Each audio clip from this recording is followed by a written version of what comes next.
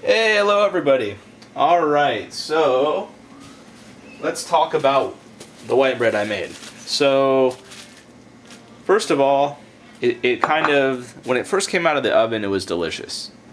The next day after it sat around for a while, not so much.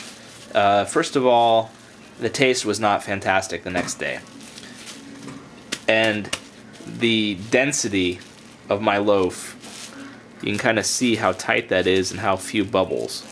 So, I always like to run experiments. My mom was a biology teacher, and when I was in second grade and I had a science fair and I wanted to find out if ice was in the freezer longer, would it take longer to melt? It's a pretty good question. And anyway, so she made me do the scientific method. I had a hypothesis, I had to test it, I made notes of my results, and my hypothesis was it doesn't make, or the conclusion of the test was, no, it doesn't make any difference how long you freeze ice as to how long it'll stay frozen, which as an adult, of course, that makes sense, but a kid, you know, that's a good question. So here's my variables in my experiment. I have my bread machine, right? Did my bread machine, you know, it's got a little paddle in here. In, you know, maybe our hands better at mixing, or a professional paddle rather than that little paddle? Did it overmix? Here's another variable. My yeast, right? My yeast had been sitting in my refrigerator for years. Was my yeast bad? So, we're going to make it again. Another variable, I think I was using, after talking with my wife, the stuff that was left over in that, in the bag there was all-purpose in the container I had. All-purpose flour, not bread flour. So there's several variables there that could have caused failure other than a poor machine or a poor recipe. So we're going to keep it rolling, right? I've got some new yeast. I'm going to use my old container because that's a good way to temporarily store small amounts rather than trying to keep this weird odd bag. So what I'm going to do is I'm just going to transfer a little bit to my container that's going to go in the fridge. And this is going to go in the fridge too, but what I'm going to do with this big guy here is I'm going to vacuum pack it. So, you know, hopefully I'm going to start making bread a lot so we can start saving a little bit of money. Because I'll tell you, a 50-pound sack of flour is cheap, cheap, cheap. So temporarily we're just going to kind of place this in a bag and put that back in the fridge. And what I'm ultimately going to do is I'm going to use my vacuum sealer and I'm going to vacuum seal this whole guy here. We'll do that at the end of the recipe. So, bread was not fantastic. Now my other theory is that warm fresh bread is the way to go, and maybe I'm going to have in my refrigerator a bunch of dough, and when I want to make it, I just kind of pop it in the oven, and in 5-10 minutes I have some fresh bread, and that's what we do. Alright, let's follow our recipe. Pour the water into the bread pan first. 1 1/4 cups of water. Let's make that happen.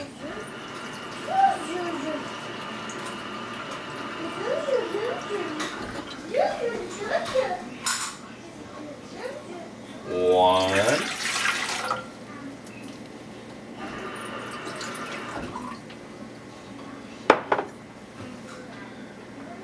We gotta let that settle because that'd be more like a third maybe.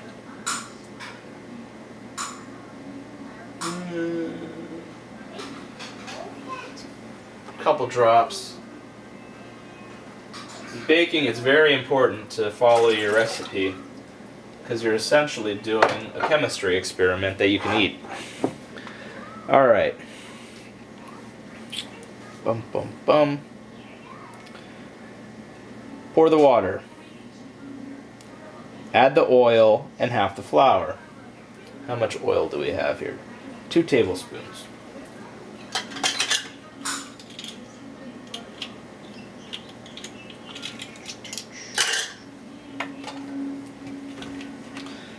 And here I'm using canola oil instead of sunflower oil. I'm hoping that's not going to make a huge difference and that's not cause for recipe problems.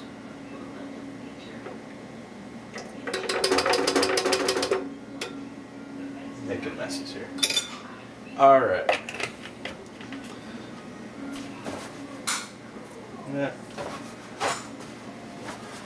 think for oil, I'm going to go ahead and splurge for a paper towel here.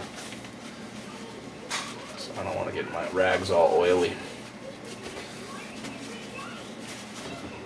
Alright. Oil's in, half the flour, huh? So that's going to be 2 cups. And I'm going to need a knife to tamp that down.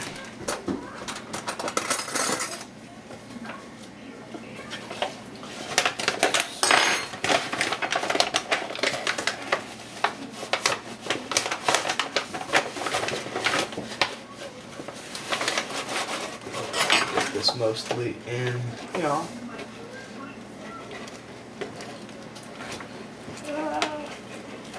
Amateur at work here, amateur at work here.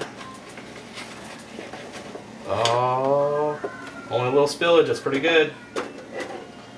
Oh. You're not baking unless you're making a little mess. Alright. Half the flour, right folks? That's in there. Sprinkle over the salt, sugar, and remaining flour. So we need 1.5 teaspoons of salt. And I think once I get this recipe all the way I want it, I'll start using fancy things like sea salt instead of just standard salt. But until I get this recipe figured out. Okay, so sprinkle over, right? So that's the 1. Alright, so we have added the sugar and the salt, and now we're going to add the rest of the flour. Sorry if I had to cut the video there, we're trying to keep the kids off of YouTube, and so she climbed up and got in the video there, I think, for a minute. So we're going to have to make an edit. Sorry if you guys lost some of the video, we basically are just adding the ingredients. Was pour the water, add the oil, add half the flour, sprinkle over the salt and the sugar, add the remaining flour, and that's where we're at right now in case I end up having to chop off a bunch of this video.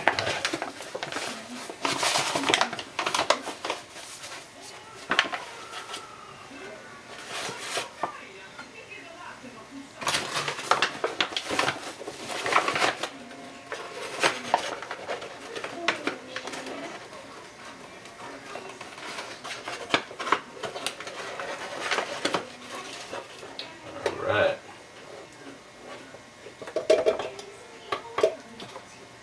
That's the majority of it, and then there's the half.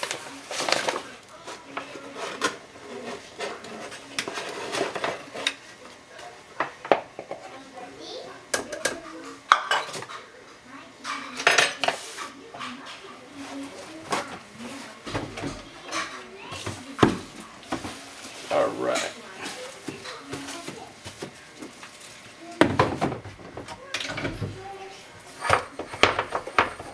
Here we go.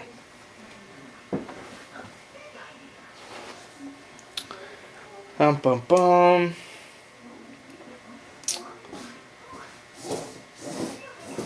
Make a small indentation in the top of the pile and add the yeast. So I'm going to use a knife to make that indentation.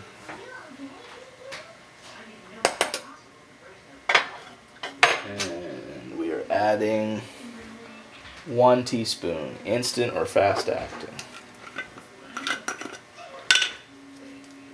That is 1 teaspoon. Let's verify that.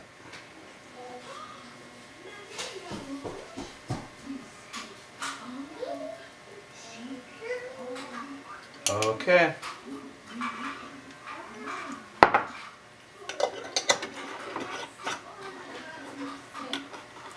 Fit the pan into the bread machine. Set it to normal. Fitting the pan into the bread machine.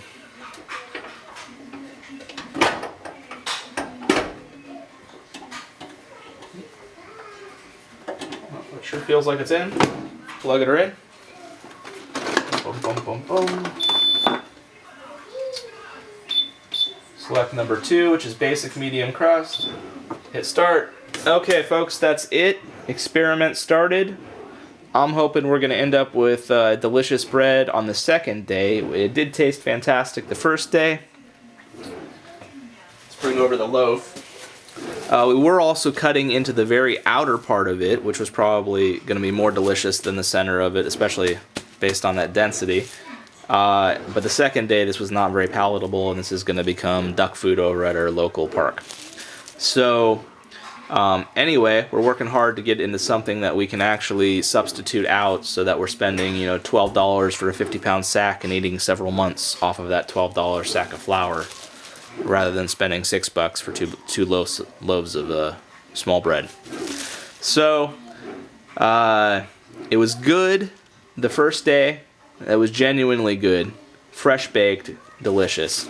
The second day it did not taste so good. So the next step from here is to probably set it to dough. We're trying to decide, are bread machines worthwhile or are they a waste? Because inherently they overmix or something, and that overmixing makes bread tough and doesn't rise as well. The other option is I'm going to make dough. The last resort is going to be set it to dough, pull the dough out, and try forming that and baking that ourselves and see if that works better.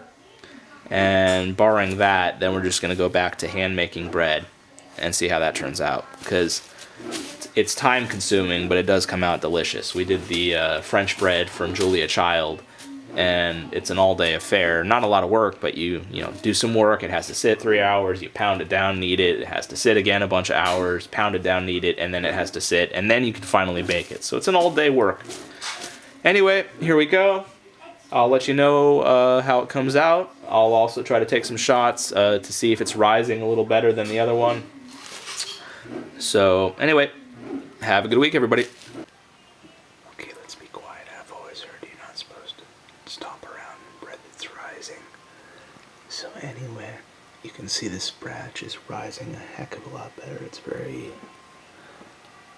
kind of wet inside of there, but you can still see this one has risen all the way to the top of the pan, whereas the other one was like a brick. It must have been. Alright, as you can see here, it's a night and day difference between the first bread I made and this bread. It is risen to the full height of the pan. The first one did not. It looks absolutely beautiful on top. The first one did not look as good. I'm really looking forward to when this is done. We still have 21 minutes of baking left on this thing. And I think this one's going to be absolutely delicious. So it's looking like having yeast from this decade really makes a big difference. So use fresh yeast. That's going to be the lesson of the day. Alright, here's the big moment of truth. I'd like to say all of our hard work, but it wasn't really that much hard work. Well, it says it's done. It does not look terribly dark. I'm wondering if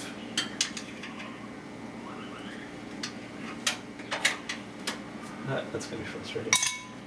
That's hilarious. See, that's why you have something like a fork or a knife ready.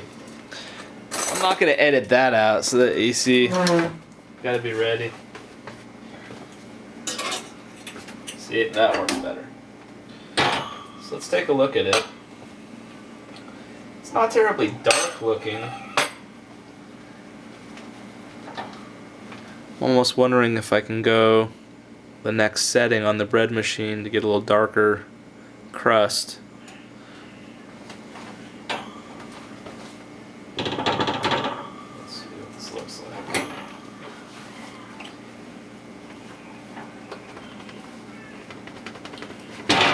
That one didn't want to come out as easily as the other one. Put you back in there. Look at that though. Paddle stayed in, that's good. It's not a bad looking. Not sure. So it's supposed to sound pretty hollow when you knock on it. Let's get a little closer look there.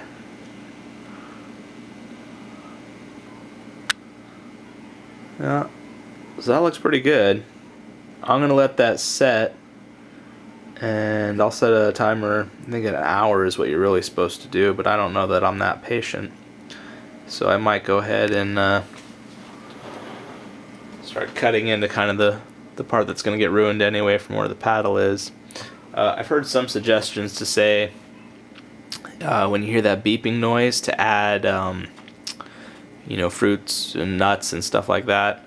At that stage right there, you could go ahead and remove the dough, pull the paddle out, and put the dough back in.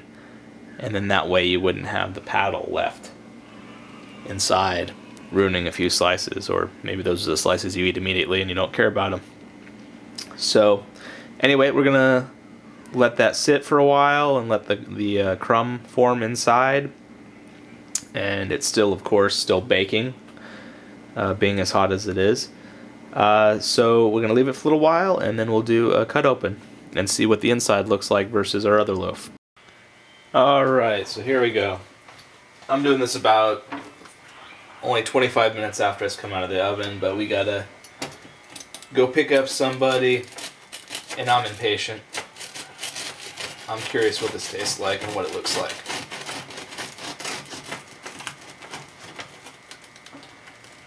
Okay.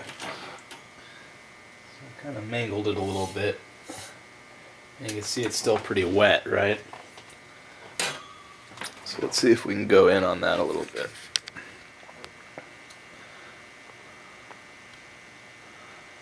So there you go. Let's see what that...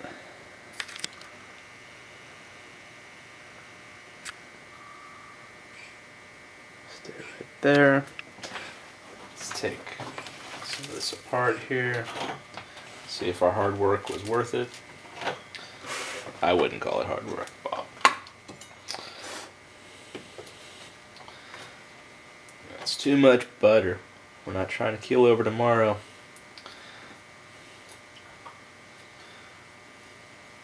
Alright, maybe a little more. There we go. Let's see what that tastes like.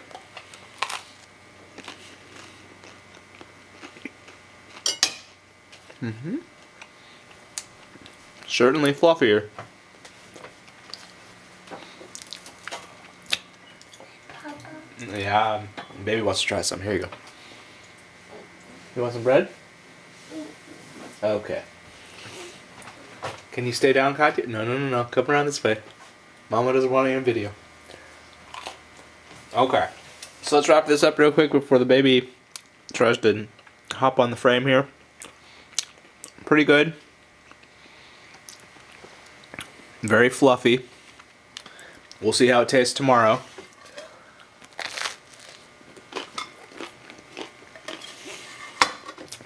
Much improvement. I mean, you can see the loaf is probably, this much bigger almost.